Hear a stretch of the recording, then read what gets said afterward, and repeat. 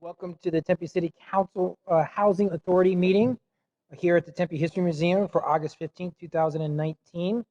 The first item on our agenda is a call to the audience. Audience members have up to 3 minutes to address the council. If you would like to speak on an item, please fill out a speaker's card, which can be found in the back of the council chambers, the temporary council chambers. And I'll call your name when it's your turn to speak. I don't have any cards for the Housing Authority. I do know we have Housing Board Member Jennifer Adams is on the phone. Board Member Adams, are you there? Yes, I am. All right, thank you. All right. With that, without no call to the audience, I look to item number 2 is to approve the City of Tempe Housing Authority meeting minutes for April 11th, 2019. Before I do that, I do want to recognize Board Member and our resident, Jack Drummond. He will participate in our discussion. Thank you, Mr. Drummond, for attending. Is there a motion on for the April 11, 2019 City of Tempe Housing Authority meeting minutes? So moved. Mr. Drummond? Moved by Mr. Drummond, seconded by Vice Mayor Kuby. All those in favor, please say aye. Aye. Aye. All those Aye. opposed? That motion does carry. The next item is item number 3, to provide the Housing Authority Governing Board with an update as of the fiscal year in June 30th, 2019. Yvonne.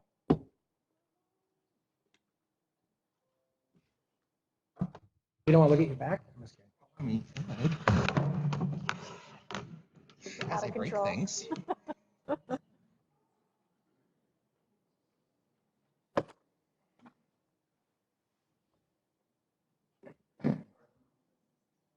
Hang on one second. Song and dance along while we wait. What do you got? You don't want me to sing. It's really not good. All righty, go ahead. Good evening, Housing Authority Governing Board. I'm Levon Lamy. I manage. Levon, use the microphone. Yeah, there's another microphone there. Good evening, Housing Authority Governing Board. I'm Levon Lamy. I manage the Housing Authority for the City of Tempe. Tonight, we are here to provide an update on the Housing Authority Governing Board activities for the fiscal year ended June 30th, 2019, and to provide updates on the newly implemented programs over the last year. Just as a financial update, we have had program growth of $3.8 million over the last 3 fiscal years. This is only in our housing assistance and utility assistance. This does not include our administrative funds. For the fiscal year 2019 and 20, we have a HAP and utility budget of $12.6 million strictly for direct assistance to participants. This is up from 3 years ago at $8.3 million. Part of this has been achieved through multi-program unification. We have been combining our programs and leveraging what we're able to do. This does include the CDBG or Community Development Block Grant, Home Investment Program, the PHA funds or the HCV, and the affiliate nonprofit of the Housing Authority. Just as an update and reminder for all of the programs that we have, because we have quite a few new programs over the last few years. The HUD-VASH program is set for 10 individuals or families. This does help homeless veterans who are working with the VA to secure housing. Our Mercy Maricopa Integrated Care Bridge program is for individuals who are suffering from serious mental illness. This is fully occupied with 25 families. This program is designed to either end homelessness or prevent it. The Home TBRA program was designed for individuals who are homeless or would be homeless due to domestic violence.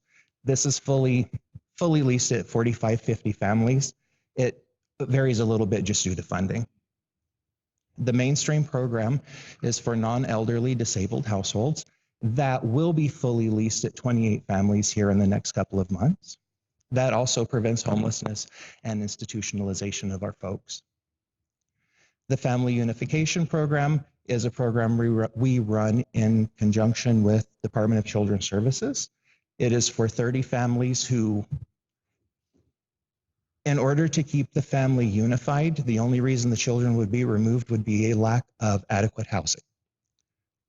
Our housing navigator also assists with this. Our 13-month rolling average for issuing a voucher to leasing up is down to 43 days. So our housing navigator helps quite a bit. Vice Mayor Cubey. So I hear that's actually the lowest in the valley, that turnaround time of, and it even can be less than a month often. It can be less than a month. There are times where, today she was working with a family and got them housed in one day. There are times where it takes 3 or 4 weeks. It really depends on the individual circumstances of that family and the unit they're looking for. Well, I just want to point out to Tina Van, the housing navigator. It's a relatively new position, and she's done an amazing job in just 1 year, assisting 175 families, and just want to salute her. So thank you so much. Thank you. And then we have the affiliate nonprofit. That is where we are utilizing some of the CDBG funds to purchase permanently affordable rental housing. At this point, we have 27 units that are owned. 20 of them are currently leased. 2 are available for lease, and I'm pretty sure Tina just filled one of those today. And we have 5 of those units that we're currently rehabilitating and should be getting on the market October, November.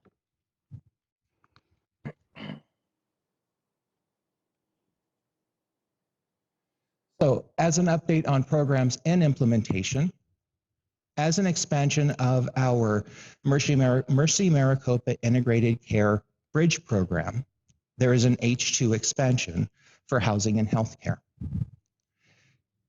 This is designed specifically for individuals and families who have general mental health and/or substance abuse issues. It is designed for 25 families, so this was kind of an add-on to the bridge program. As far as programs in application and development, HUD has put out a new program that's actually relatively interesting that we are applying for or in the process of applying for.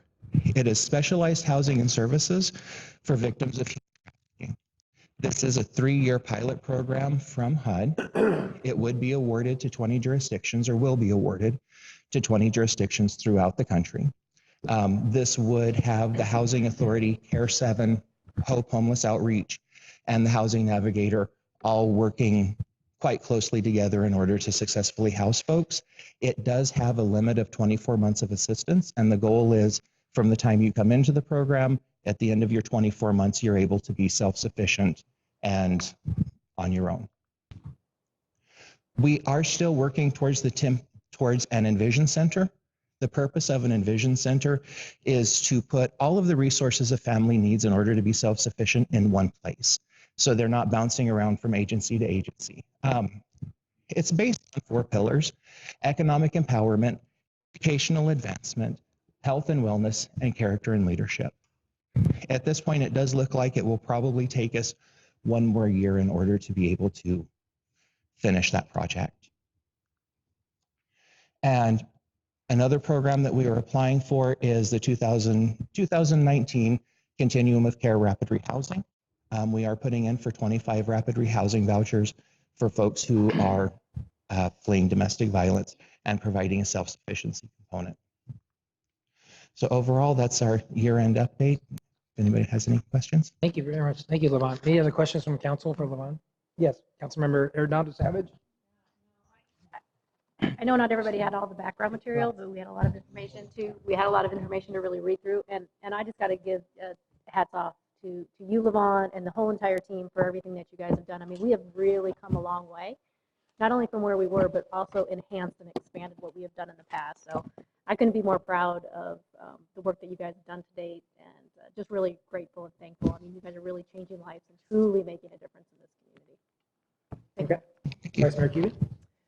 Yes, and I want to thank you for all the and Nikki and our communications team for all the recent updates on the website. It is so great to be able to direct people to our up-to-date housing authority update, and to have that online and a source of all of our affordable housing information, not just for clients, but for the community, because we're a compassionate community, and sometimes we hear, we're not doing anything with housing, and we want to show in one place where it's all happening. And that's been an invaluable tool, using that for social media responses and such, and letters that we get from our constituents. So thank you so much for doing that. Councilman Navarro. Yeah, just one add on Levon. It was great on the victims of sex trafficking. I mean, that's nationally obviously a huge issue, and it's great that we're on the forefront of this. I know that Councilmember Keating and I and who else? I think some others, or Mayor, is, we're going to be looking into this even more. And I think this is a great start that our city is already actively looking for those monies to make sure that those victims are taken care of. So thank you. Thank you, Levon. Thank you. All right, with that, is there a motion to adjourn? Move. Been moved by Board Member Drummond, seconded by Councilmember Arredondo Savage. All those in favor say aye. Aye. All those opposed, same sign. That motion does pass. We are adjourned for our housing board meeting.